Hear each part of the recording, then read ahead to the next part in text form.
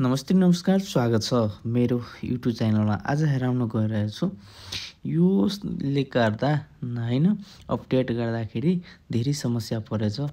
यो अब तल आइरहेछ, यसलाई माथि कसरी गर्ने हैन त्यो आइरहेछ। धेरै जसो फोनमा आइफोन 40 होस् अपडेट गर्दाखेरि त्यस्तै आउँछ। कसरी सोल्भ गर्ने आज त्यो समस्या हैन।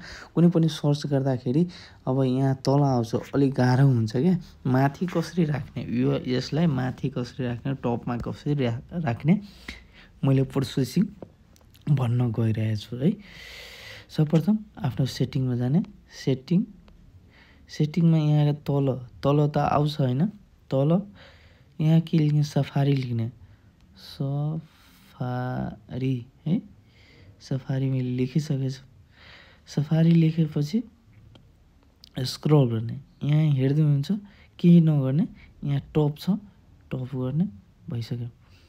यति गर्दा अब ट्राई गर्नु।